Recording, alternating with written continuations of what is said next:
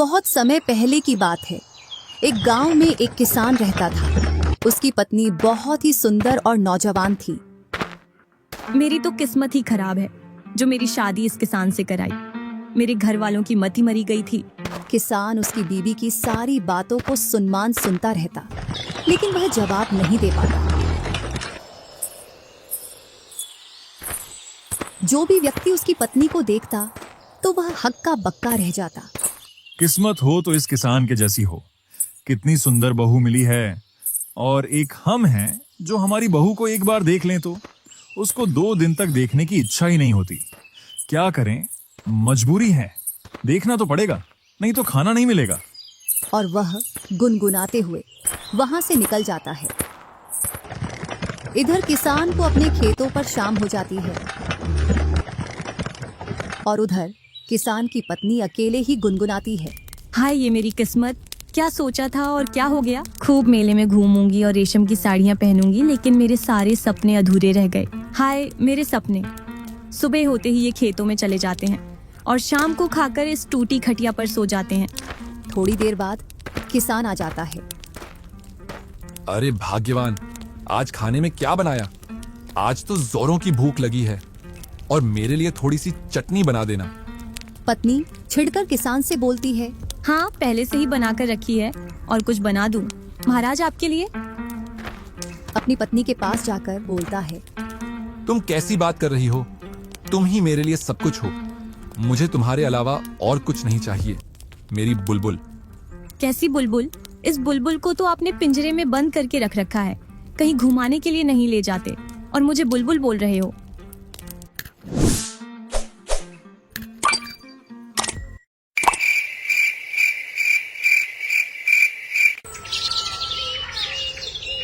दूसरे दिन कल्लू फिर से उसी रास्ते से गुजरता है और किसान की पत्नी को घूरते हुए निकल जाता है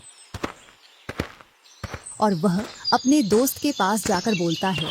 अरे यार भाई, मेरे गांव में एक बहू आई है, बहुत ही सुंदर है और उसका पति एक किसान। इतना सुन कल्लू का दोस्त भूरा सोचता है, ऐसी कौन सी भला है जो यह उसका इतना गुणगान कर रहा है। एक बार तो देखना पड़ेगा। और वह गांव की ओर चल देता। जैसे ही वह किसान के घर के पास पहुंचता है और जब किसान की पत्नी को देखता है तो वह भी हक्का बक्का रह जाता है और मन ही मन सोचता है, इतनी सुंदर बहू, वो भी इस किसान के घर। क्यों ना इसे मैं अपनी बातों में फंसा लूं और इसको और किसान का सारा धन लेकर इस गांव से फरार हो जाऊं। वह अपने मन में योजना बनाता है और जाकर किसान की पत्नी से बोलता है। भगवान ने क्या ही सुंदर रूप दिया है और आप इस गांव में रहती हो। ये गांव आपको सूट नहीं करता, आपको तो कहीं शहर में रहना चाहिए। कौन हो तुम और कहाँ से आए हो? मैं तो बस यात्री हूँ, इस रास्ते से जा रहा था, लेकिन आप दिख गईं तो आपकी सुंदरता ने मेरे कदम रोक दिए। चांद को बादलों में छिपकर रहना नहीं चाहिए। तुम तो किसी राजा की पट्टारानी बनने लायक हो। आप झूठ बोल रहे हो। मैं तो बस एक किसान की पत्नी हूँ और मैं अपने घर में खुश हूँ। भूरा बहुत कोशिश करता लेकिन उसकी उस दिन दाल गल नहीं पाती और वह वहां से चला जाता है। थोड़ी देर बाद किसान अपने घर आ जाता है। आप ना मुझे कहीं घुमाने के लिए नहीं ले जाते हो। अगर ऐसा ही चलता रहा ना तो मैं किसी दिन किसी गांव के लड़के के साथ भाग जाऊंगी। अरे भाग्यवान, ऐसा ना बोल।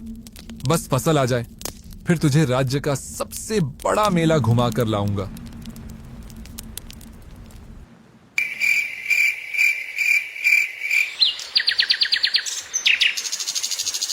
दूसरे दिन फिर से भूरा किसान के घर के सामने आ जाता है और किसान की पत्नी से बोलता है। अरे ओह सुंदरी जी, कहाँ हो? जरा बाहर आओ, हम आपसे मिलना चाहते हैं। क्या है अब? तुम वापस क्यों आए हो? कुछ नहीं, आपको देखने का मन किया तो चले आए आपके पास। अच्छा, बड़ी मीठी मीठी बातें कर रहे हो। लगता है मुझे बहकाने आए हो। अरे हम कौन होते हैं आपको बहकाने वाले। बस जब आपकी इच्छा हो जाए तब हम आपके साथ चल देंगे। मैंने तुमसे कल भी बोला था और आज भी बोल रही हूँ, मैं कहीं नहीं जाने वाली तुम्हारे साथ। तुम अपना काम करो और मुझे अपना काम करने दो। नहीं, प्रेम कभी झूठ नहीं बोलता। तुम इस किसान के साथ खुश नहीं हो। मेरी बात मानो, तुम मेरे साथ चलो। मैं तुम्हें वो जीवन दूंगा जिसकी तुम हकदार हो। किसान की पत्नी एक लंबी सांस लेती है और पूछती है, मतलब? मेरा मतलब, हम दोनों एक नई दुनिया बनाएंगे जिसमें सिर्फ मैं और तुम होंगे। मुझे आपके साथ कोई दुनिया नहीं बनानी है। आप जाइए यहाँ से, वरना मैं गांव वालों को बुला लूंगी। इतना सुन भूरा वहां से भाग जाता है। इधर किसान की पत्नी के मन में भी कुछ हलचल होती है, लेकिन वह अपने मन से कहती है, ये छलावा भी हो सकता है। भगवान ने जो दिया है वह बढ़िया। और वह अपने काम में लग जाती है। कुछ देर बाद किसान भी घर आ जाता है। दोनों खाना खाते हैं और किसान थका हारा था तो वह सो जाता है।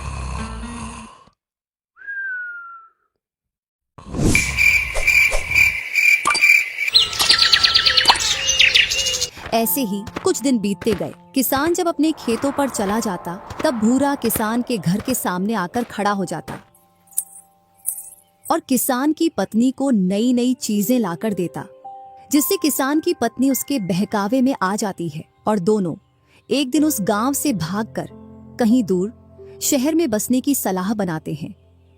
अब मेरा मन इस गांव में नहीं लगता। अब तो हम दोनों यहाँ से जल्दी निकल चलें।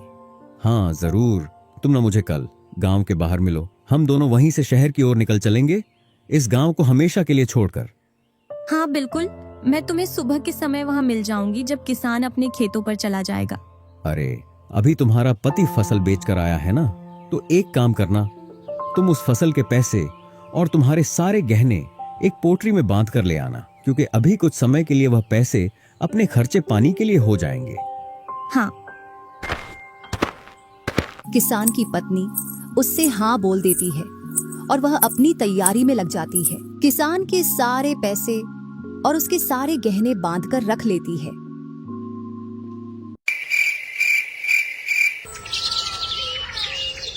और जैसे ही सुबह होती है तो वह अपना सारा काम निपटाकर जल्दी तैयार हो जाती है। किसान का खेतों पर जाने का इंतजार करती है। जैसे ही किसान खेतों पर निकलता है तो वह थोड़ी देर बाद देखती है कि किसान घर से बहुत दूर निकल गया है, तो वह भी अपना सारा सामान लेकर घर से निकल जाती है। और कुछ ही देर बाद वह गांव के बाहर पहुंच जाती है। अरे तुम आ गई, चलो जल्दी से इस गांव से बाहर निकल जाते हैं। अगर किसी गांव वाले ने हमको यहाँ देख लिया तो बड़ी मुश्किल हो जाएगी। और वह दोनों जल्दी जल्दी शहर की ओर चल देते हैं।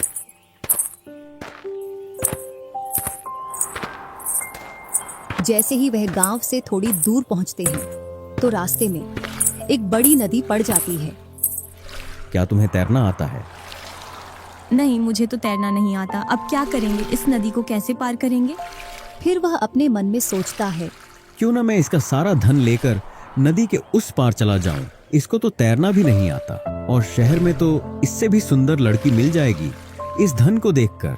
और अपने चालाकी भरे मन से बोलता है, अरे सुंदरी, क्यों ना पहले इस धन को नदी के उस पार रखाऊं और फिर आकर तुम्हें नदी पार करा लूं, क्योंकि पोटरी में भी वजन है और तुम भी साथ में हो। दोनों को एक साथ में नदी पार नहीं करा पाऊंगा। इस पार धन रखना भी सुरक्षित नहीं है, तो मैं उस पार जाकर अच्छे से किसी सुरक्षित स्थान पर जाकर यह धन रख कर आता हूँ। किसान की पत्नी उसकी चालाक भरी बातों में फंस जाती है। हाँ, तुम पहले इस पोटली को पार कर दो, इसके बाद मुझे नदी पार करा देना। वह पोटली को लेकर नदी पार करने लग जाता है और भूरा नदी पार करके उस पोटली को लेकर अकेला ही शहर की ओर चल देता है और बोलता है, इसके जैसी एक दो मूर्ख औरत और मिल जाए तो जिंदगी आराम से कट जाएगी। कितना सारा धन है। चल भाई चल भूरा, शहर में मजे करेंगे। इधर किसान की पत्नी को भूरा के इंतजार में शाम हो जाती है, लेकिन वह कहीं भी उसको वापस आता हुआ नहीं दिखता। तो वह समझ जाती है कि भूरा उसको मूर्ख बनाकर उसका सारा धन लेकर भाग गया है। मैं इसकी बातों में यहाँ क्यों आई? वो लालची मेरा सारा धन लेकर भाग गया। और फूट फूट कर रोती है और बोलती है, है भगवान, मैं कितनी मूर्ख थी। वह धूर्त मुझे धोखा दे गया। मेरा पति, मेरा घर, मुझसे सब कुछ दूर कर गया। क्यों न इस नदी में कूदकर अपनी जान दे दूं, क्योंकि अब तो मैं कहीं मुंह दिखाने लायक नहीं बची। जैसे ही वह नदी में कूदने के लिए खड़ी होती है तो उसकी निगाह एक लकड़भग्गी पर पड़ती है जो अपने मुंह में एक मांस का टुकड़ा दबाए आ रही है। और उस लकड़भग्गी की निगाह एक बड़ी मछली पर चली जाती है तो वह उस मछली का पीछा करती है। जैसे ही वह मछली नदी के किनारे पर आती है तो वह लकड़भग्गी उस मछली पर झपट्टा मारती है, जिससे जो लकड़भग्गी के मुंह में मांस का टुकड़ा था वह भी नदी में छूट जाता है। इस दृश्य को देखकर किसान की पत्नी बोलती है, अरे मूर्ख लकड़बग्गी, तू तो अपनी मूर्खता के कारण मांस का टुकड़ा और मछली दोनों से हाथ धो बैठी। तेरा लालच तुझे ले डूबा। तभी लकड़भग्गी उससे बोलती है, ओह मूर्खों की रानी, तूने मुझे मूर्ख कहा। मैंने तो सिर्फ एक भोजन का टुकड़ा गंवाया। तू तो मुझसे भी बड़ी मूर्ख है। तुम ये क्या कह रही हो? मैं सच कह रही हूँ।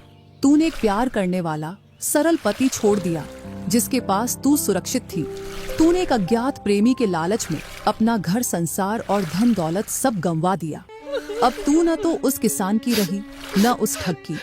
तू तो घर की रही न घाट की। तेरा लालच तुझे ले डूबा और मेरा लालच मुझे ले डूबा।